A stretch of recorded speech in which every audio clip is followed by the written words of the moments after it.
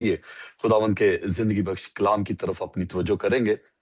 آج خداوند کے زندہ کلام میں سے دیکھیں گے ہم دوسرا سلاطین اور اس کا دوسرا باب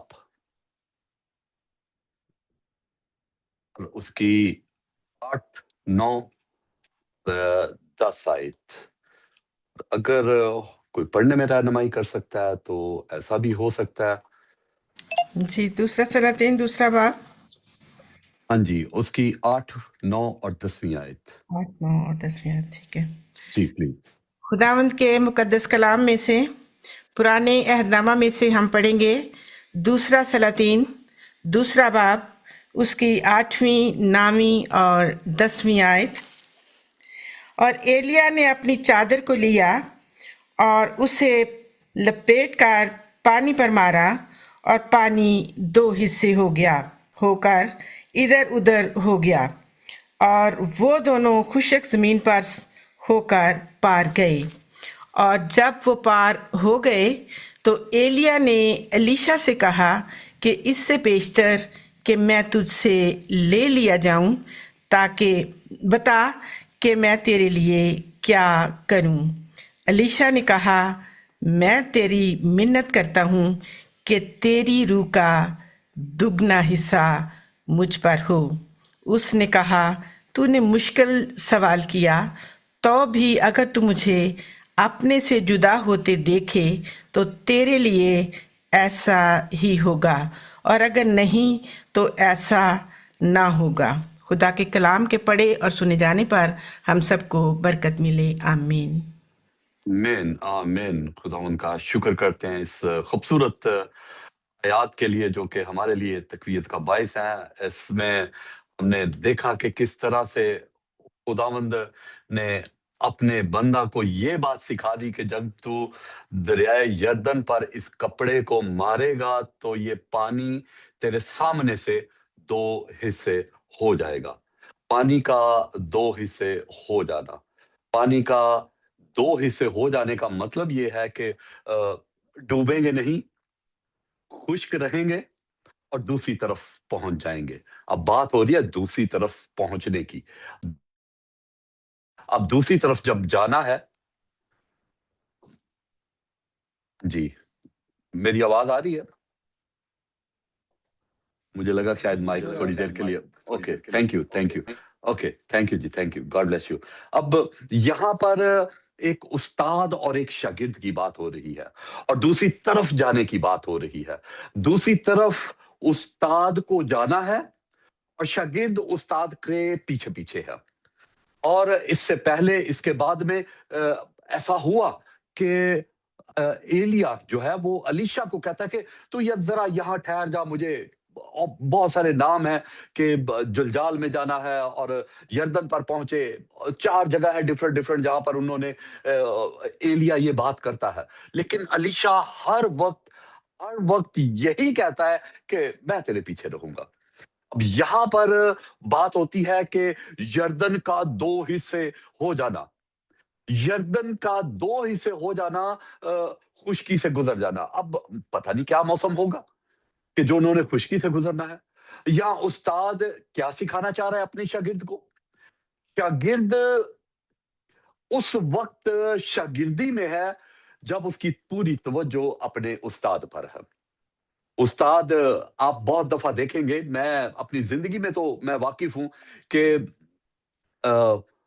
اگر کوئی گھر میں ماں باپ یا آپ کا پاسٹر یا آپ کا کوئی ٹیچر جس طرح سے اس کا رہن بہن ہو تو دوسرے بھی اس طرح سے اڈاپٹ کرتے ہیں۔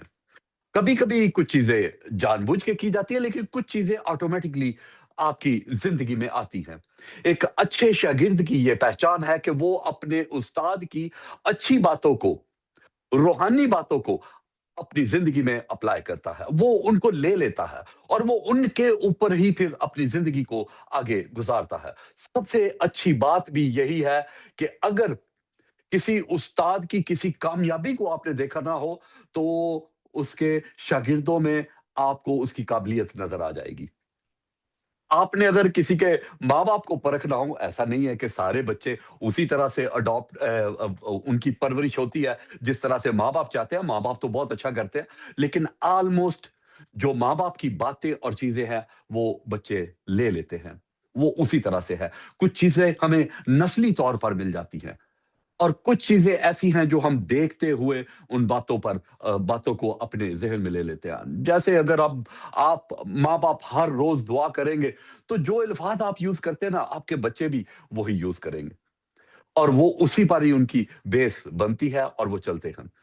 हमारी फैमिली में कुछ बच्चे बड़े भी हैं, जो 10, 12 साल, 18 साल, जब उनको खाने की दुआ के लिए कहा जाए ना, तो वो देखते हैं और कहेंगे, "कैसी वाली दुआ?" तो कई दफ़ा हम उनको कहते हैं, वो अपनी बचपन वाली दुआ कर दो, तो फिर उनका तरीकाकार पता है क्या होता है?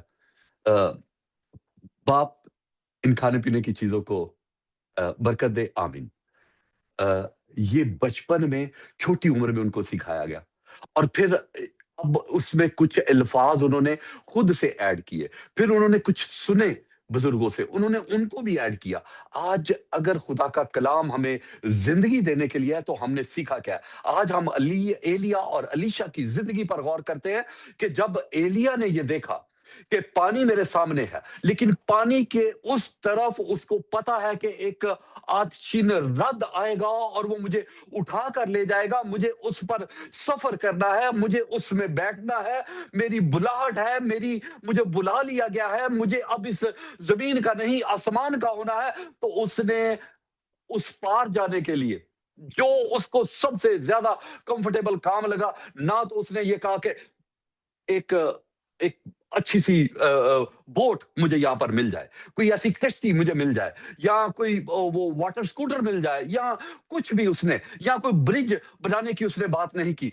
जो उसके पास था, उसी को उसने इस्तेमाल किया और लिखा है कि पानी 2 हिस्से हो गया क्योंकि उसने सीखा था। अगर बच्चों को आपने बचपन में सिखाया है तो वो आगे उन बातों को और बढ़ाते चले जाएँगे। एक्चुअली बचपन में आपने उनको सिखाया नहीं, आपने कलाम का, ईमान का बीज उनके अंदर रखा है कि हर बात में खाना तो आपने दिन में 3 बार खाना है या हो सकता है छोटी-छोटी चीज़ें खाते हुए बच्चे 10 दफ़ा, 20 दफ़ा, 50 दफ़ा वो दिन में चीज़ों को पकड़े। हर दफ़ा पकड़ते हुए उन्होंने अपने खुदा को याद करना है और ये एक्सरसाइज़ ऐसी है जो बड़े होकर हमारे अंदर और भी ज़्यादा जड़ पकड़ती चली जाती है और वही बीज हमारे अंदर एक दरख्त की तरह बन जाता है, जिसके ऊपर बड़ा फल नज़र आता है और वो फल एक मसीही के अंदर ही सिर्फ़ नज़र आ सकता है और किसी के अंदर वो फल नज़र नहीं आएगा। ईमान का बीज हमें अपने अंदर रखना है। हुआ क्या कि वो उसने पानी पर मारा और जैसे ही उसने मारा वो 2 हिस्से हो गया और वो निकला उसके ऊपर से और वो आसमान की तरफ जा रहा है और शागिर्द भी पीछे-पीछे है। अब शागिर्द पीछे-पीछे है तो उसको अब उसके अंदर ये बात है कि मेरा उस्ताद मुझसे छीन लिया जाएगा? मेरा उस्ताद मुझसे दूर जा रहा है और अब मैं उसको देख नहीं पाऊँगा? और लिखा है कि जब वो उस आसमान की तरफ जा रहा था ना, तो वो चादर उसके ऊपर से गिर पड़ी। अज़ीज़ों, उस्ताद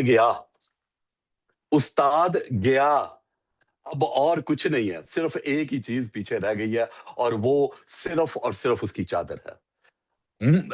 आप सोच सकते हैं कि कोई शख्स दुनिया में हमारे बड़े ही करीब हो और वो हमारे देखते ही देखते गायब हो जाए, लेकिन उसकी याद की कोई एक चीज़ हमारे पास हो, तो वो कितनी अज़ीज़ है हमारे लिए।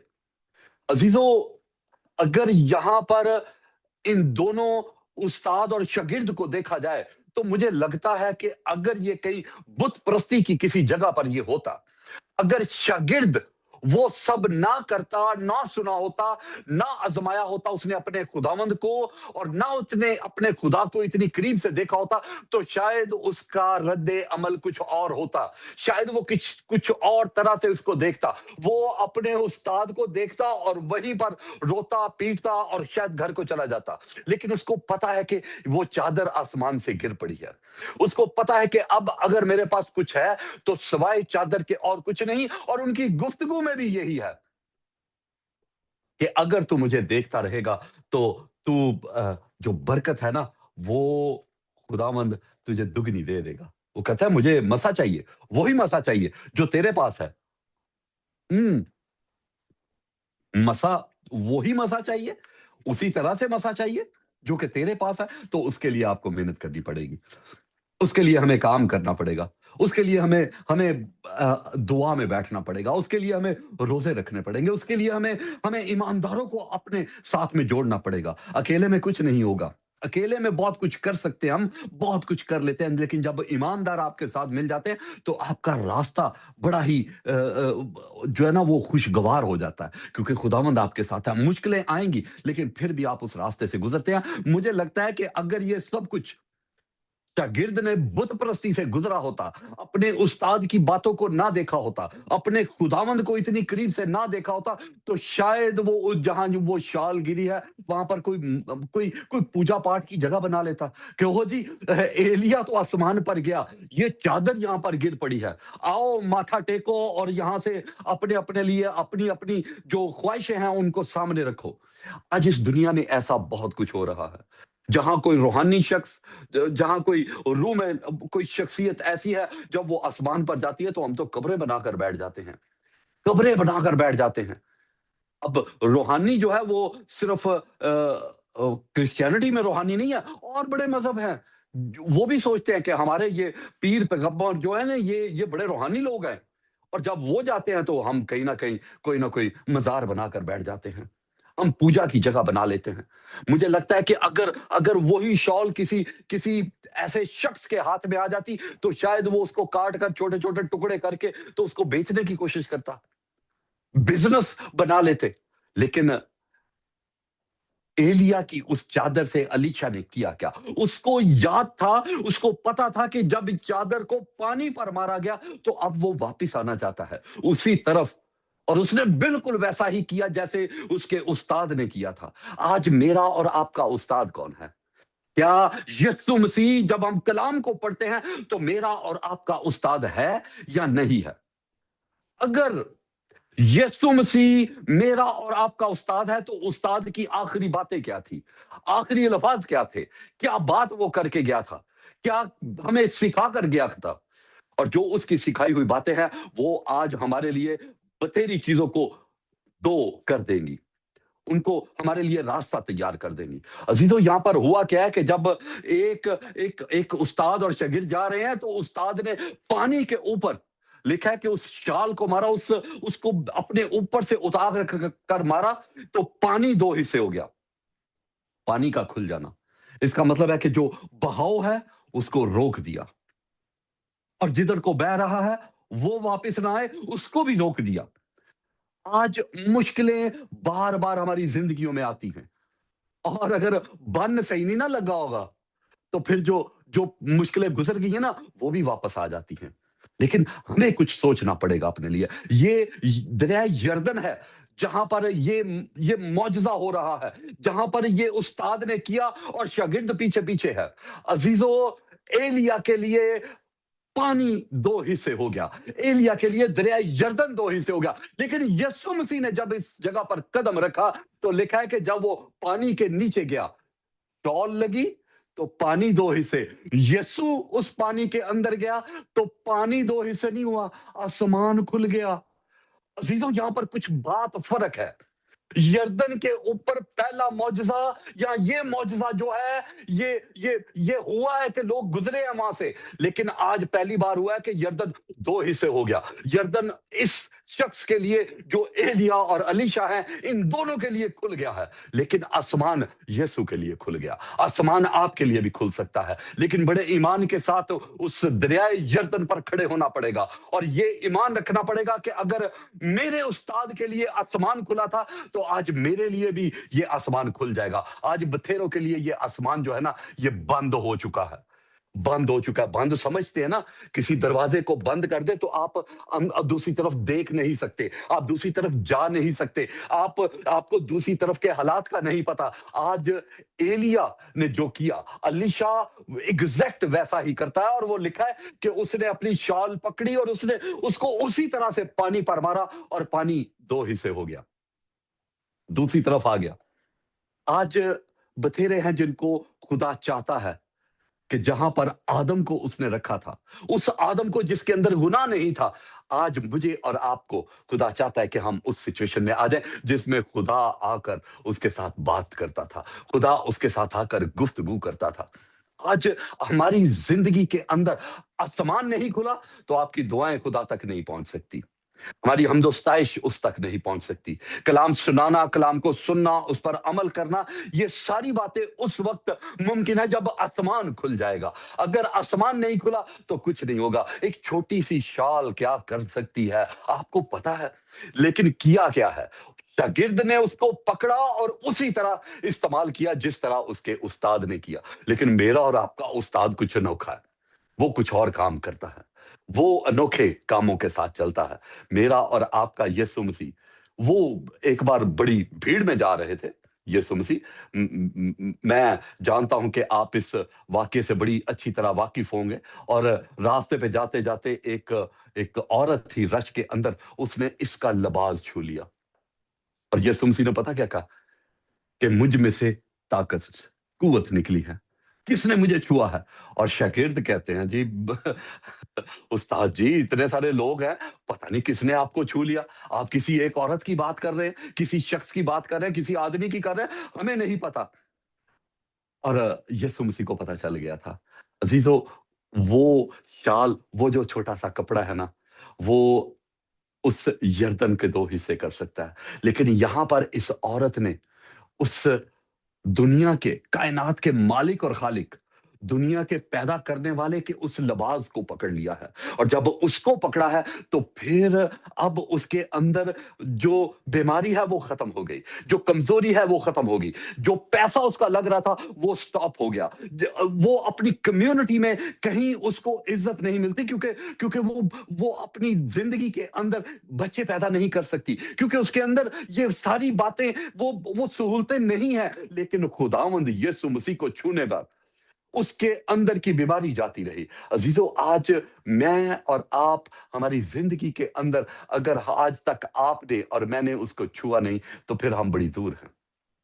यीशु मसीह ने बपतिस्मा लिया, लिखा है कि जब वो बपतिस्मा लेकर बाहर आया तो आसमान से एक आवाज आई। क्या आवाज आई थी? ये मेरा प्यारा बेटा है जिससे मैं खुश हूं। यीशु मसीह ने बपतिस्मा लिया, पानी से बाहर निकले, और पानी से जब बाहर निकले तो खूबसूरत एक आवाज है।